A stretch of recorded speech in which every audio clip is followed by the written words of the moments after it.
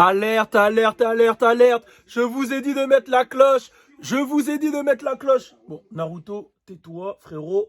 Là, je vais faire une vidéo. D'ailleurs, pour ceux qui veulent savoir, hein, j'ai commencé Naruto il y a 2-3 semaines. J'avoue, je dors pas la nuit. De minuit à 6 h du matin, je regarde. Je suis à la saison 7, épisode 150. Et je suis au Shippuden. Naruto Shippuden, regardez, c'est là.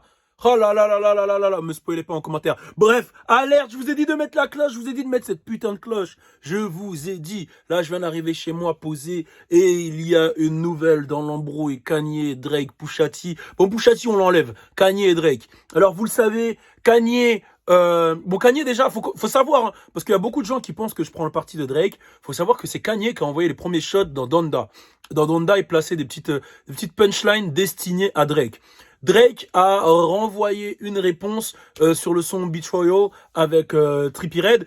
Et j'ai vu une petite interview de Trippie Redd qui explique comme quoi Drake il lui a envoyé vraiment le son à la dernière minute, qui voulait que ça soit parfait. Et je pense qu'il a rajouté la petite punchline à la fin pour vraiment répondre à Kanye qui lui avait attaqué. Je vous l'avais dit, Kanye c'est un mec qui est sanguin, de toute façon on le sait. C'est un mec qui est émotionnel. Il a répondu en faisant un groupe iMessage où il menace clairement Drake de sa vie. Il a répondu aussi avec... il a leaké l'adresse de Drake. Drake a répondu avec un Insta Story où il est en mode il rigole et tout. Et là, c'est Lil Uzi qui se mêle. C'est Lil Uzi qui se mêle. Lil Uzi et qui met sur Twitter,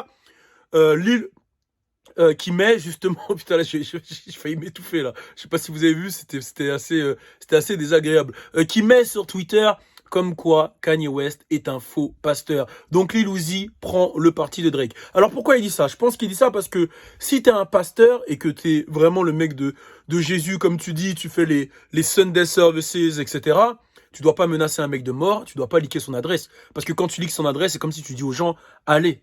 Et tu sais que ça soit en Amérique du Nord, toute l'Amérique du Nord, le Canada, même les USA, tu sais que les gens, quand ils ont des adresses, ils peuvent faire des trucs très très sombres. Et c'est comme si t'incitais les gens à la haine un peu, hein, indirectement. Je pense que c'est pour ça qu'il l'a supprimé juste après.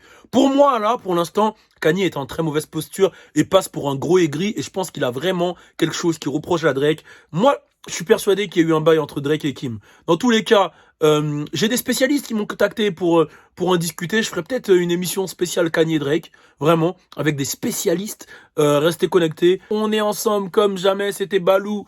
Turn up, turn up, turn up.